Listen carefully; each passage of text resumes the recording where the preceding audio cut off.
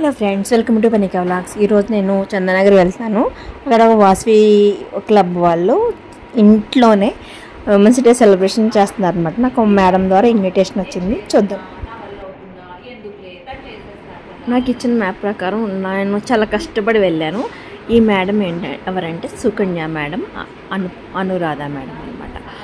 నాకు వీణా madam, acupuncture madam ఉన్నారు కదా, ఆమె క్లాసెస్లో నేను స్టూడెంట్ని ఆమె ఇన్వైట్ చేశారు, వెళ్ళాను అనమాట.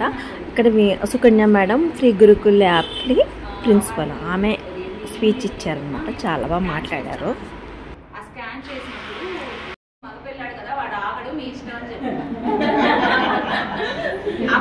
అప్పుడు నేను పెద్దగా పట్టించుకోలేదు, అంటే అప్పుడు నా వయసు కూడా 22. నాకు రెండో బేబీ పుట్టేసరికి 22, పెద్ద బేబీ టైంకి 18. అవునా, ఏ కవికి అయినా సరే ప్రకృతి అమ్మాయి ఈ రెండు చాలు, వాళ్ళు ఎన్ని గ్రంథాలు రాయడానికి, ఎన్ని కవితలు రాయడానికి. అవునా,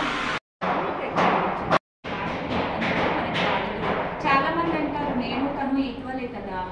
నేను హ్యాపీ మ్యారేజ్ లైఫ్ అని దాని ఆ తర్వాత వాళ్ళు ఫోన్లు చేస్తారు, గంటలు 2 గంటలు నా ప్రాబ్లం ఏంటి అని చెప్తే నేను ఎక్స్ప్లెయిన్ చేస్తూ ఉంటాను కౌన్సిలింగ్ లాగా. అప్పుడు అడుగుతాను, ఆయనకి నాకు ఒకేలాగా ఖర్చు పెట్టే యొక్క అసలు ఉద్దేశం. ఇప్పుడు నువ్వు ఆఫీస్కి వెళ్ళిపోతున్నావు, వాడు ఎలా పెరుగుతున్నాడో ఎలా తెలుస్తుంది. నువ్వు చక్కగా వాడికి మంచి నాలనిచ్చి, ఇచ్చి, ఎవరితో ఎలా ఉండాలో నేర్పించి, వాడు ఆరోగ్యంగా ఉండేలాగా టైంకి వండి పెట్టి అన్ని వెనకాల చూసుకుంటావు కాబట్టి వాడు చక్కగా తయారవుతున్నాడు. ఈ వివాహం యొక్క అసలైన ఉద్దేశాన్ని నువ్వు పూర్తి చేస్తున్నావు, సమాజానికి నుంచి పిల్లలిస్తున్నావు. మీ లైఫ్ మీ యొక్క అంటే ఋషి రుణం, పితృ రుణాలు ఇవన్నీ ఉంటాయి. ఇవన్నీ సస్టైన్ అవ్వాలి, ఇవన్నీ కరెక్ట్గాలంటే చేయగలుగుతున్నారు. ఇంటిలో గృహిణి, అందుకే గృహిణిని చేసి ఆ ఇల్లు చూసి ఇల్లాలని చూడు చెప్తూ ఉంటారు మనకి, అది ముఖ్యం అన్నమాట.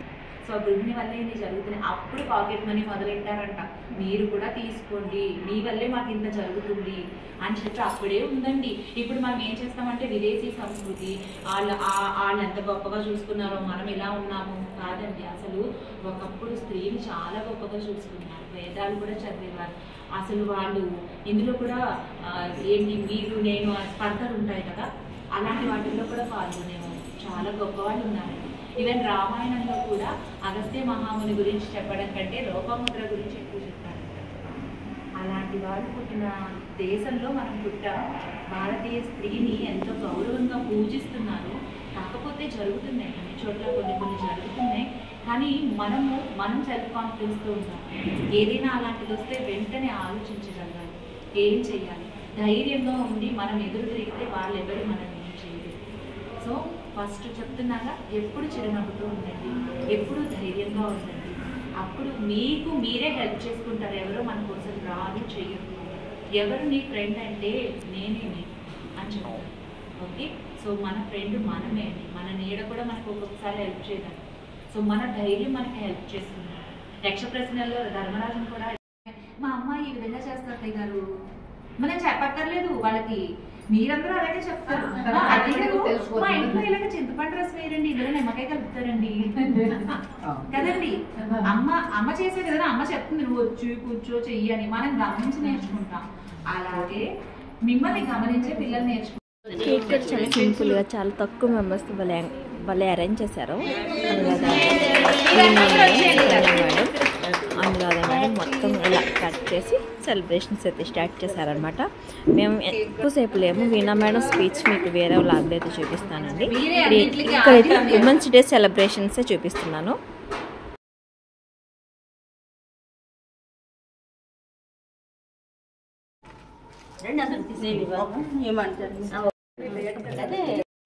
కన్యా మేడంకి అలా ఒక సౌందర్యలహరి వెండి ప్లేట్ ఇచ్చారు.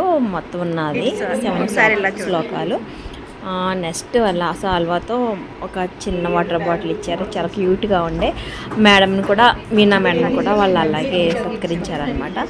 మంచిగా చాక్లెట్స్ అయితే పంచిపెట్టారు. చిన్నగా అయినా చాలా బాగా చేశారండి. వీణా మేడం చాలా హర్రీలో ఉన్నారు, వెళ్ళిపోదామనేసి. ఆమెకి వేరే ప్రోగ్రామ్ కూడా ఉండే. ఆమెకి ఇలా సాల్వా కప్పి సింపుల్గా చిన్న చిన్న గిఫ్ట్లు ఇచ్చి మంచిగా సత్కరించారు. అద్భుతాలు జరుగుతాయి.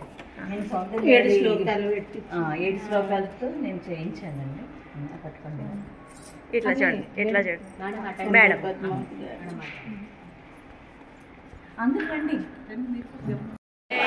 జై వాసవి జై జై వాసవి జై వాసవి జై జై వాసవి.